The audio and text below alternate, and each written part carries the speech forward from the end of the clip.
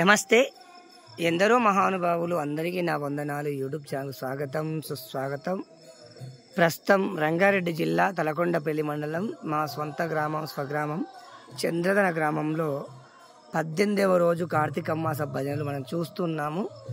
మరి ఈరోజు ఎన్నెడ్ల రాజేందర్ రెడ్డి స్వగృహంలో కార్తీక మాసం భజనలు జరుగుతున్నాయి. మనం ఇప్పుడు వారి గృహంలోకి ప్రవేశిస్తున్నాము.